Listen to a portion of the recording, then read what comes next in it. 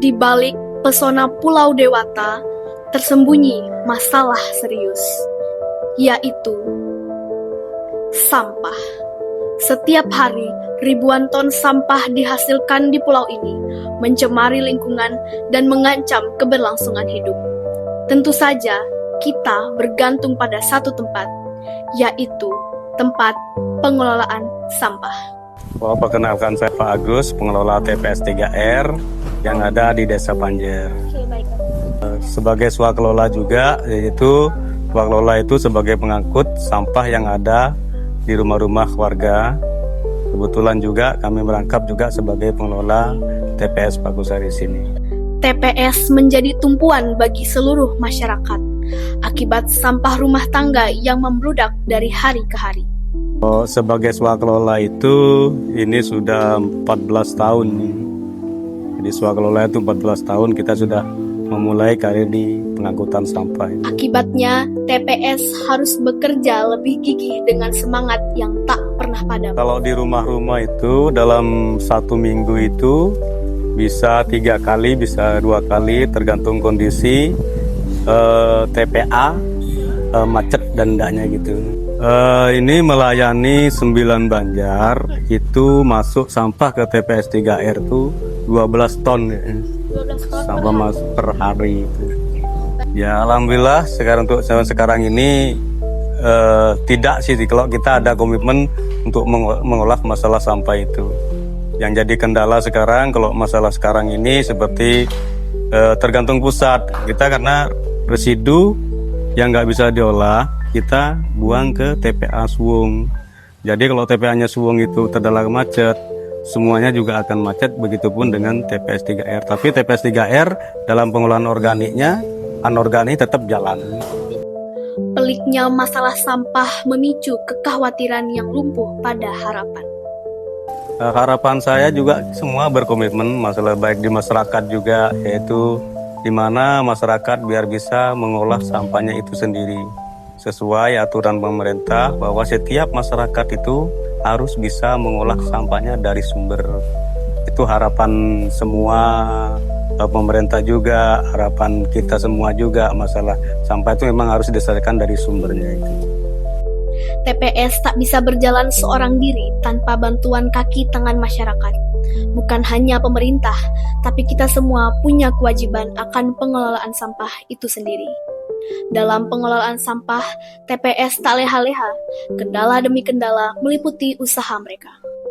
Pengalaman kita, kalau kita di TPS sendiri itu ya kendala mesin. Mesin kadang-kadang kita rusak, otomatis pengelolaan kita berhenti. Karena biaya untuk beroperasional mesin ini kan perlu biaya. Jadi direhat dulu untuk pengelolaan itu. Tapi untuk di swakelola itu kita tiap hari kita bekerja itu. Bahkan kita nggak pandang kondisi, baik kita hujan, panas itu tetap ada pengambilan di masyarakat untuk di swakelolanya itu. Tapi kalau di TPS 3R ya satu aja kendalanya, kalau kita mesin sudah nggak beroperasi karena ada kendala kerusakan, nah itu kita off untuk sementara gitu. Usaha pengolahan sampah hingga menjadi bahan bermanfaat pun dilakukan. Ini betulan ini bahan organik yang sudah dicacah untuk dijadikan kompos yang berkualitas. Nah ini bahan dari organik yang kita olah, yang dari cacahan sampah dari masyarakat itu diolah di sini, kita cacah pakai mesin yang ada di TPS 3R. Pemilahan itu namanya kompreyor, ada mesin gibri, ada mesin diesel, juga yang dari listrik juga ada gitu. Jadi banyak untuk di sini, ada pengayaan juga itu bahan itu di sini. Harapan untuk TPS 3R ini, harapan untuk semua masyarakat bijak memilah sampah, yaitu memilah sampah dari sumbernya, yaitu sampah anorganik dan organiknya, agar pengolahan sampah yang ada di TPS 3R ini maksimal. Jadi kita perlu bekerja sama-sama masyarakat masalah pemilahan sampah dari sumbernya. Sebagai generasi muda, kita bisa memulai dari langkah kecil untuk mengatasi permasalahan sampah di lingkungan kita saat ini. pengelolaan sampah mandiri yang merubah sampah organik menjadi bahan yang berguna, yaitu biopori. Manfaat biopori saat ini sudah menjadi alternatif untuk tempat pembuangan sampah, khususnya sampah organik. Untuk penampungan sampah organik itu yaitu sampah dari dapur, sampah dedaunan, khususnya kita kalau di Bali sampah itu bekas atau hasil sisa sarana sembahyang. Sarana sembahyang yang ada di tempat suci kita itu kita bisa potong, itu kita bisa masukkan ke dalam biopori. Itu manfaat yang pertama.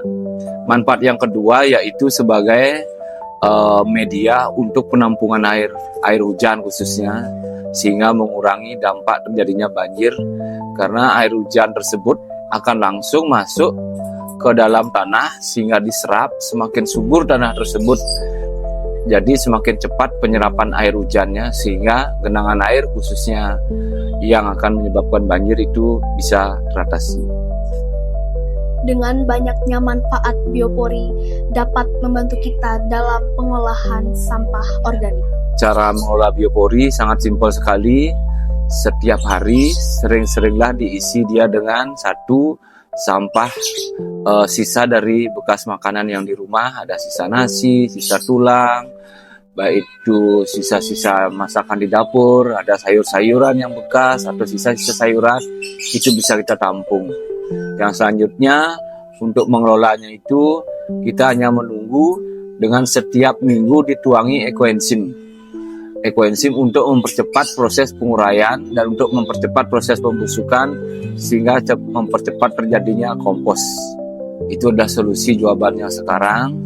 Apalagi sekarang pemerintah sudah sangat menganjurkan untuk di setiap rumah dibuatkan biopori bagi rumahnya yang memiliki halaman kecil, dan bagi yang memiliki halaman lebih luas itu bisa membuat tebing modern. Hasil yang saya dapatkan sudah tentu satu dapat mendapatkan pupuk kompos, yang kedua hasilnya resapan air lebih cepat, jadi hasilnya itu tidak ada banjir. Begitu besar dampak biopori dalam kehidupan, salah satunya mencegah banjir. Yang mana banjir menjadi momok yang sangat mengerikan saat ini. Air sungai meluap, menenggelamkan rumah-rumah. Masyarakat perlu edukasi sehingga lebih melek akan pengolahan sampah organik.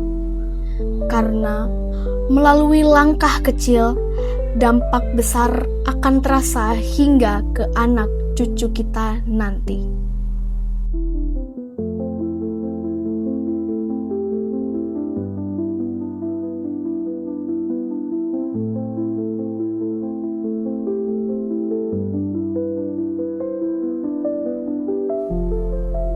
Kisah-kisah ini membuktikan bahwa dengan kemauan dan kerja keras, kita bisa menciptakan perubahan yang positif. Jejak sampah adalah jejak kita. Sampah bukan hanya sekedar sisa, tapi cerminan dari apa yang kita lakukan. Setiap sampah yang kita buang, setiap keputusan yang kita ambil akan kembali pada kita sendiri. Seperti buah karma yang jatuh dari langit. Kita tidak mau menjadi generasi pewaris sampah.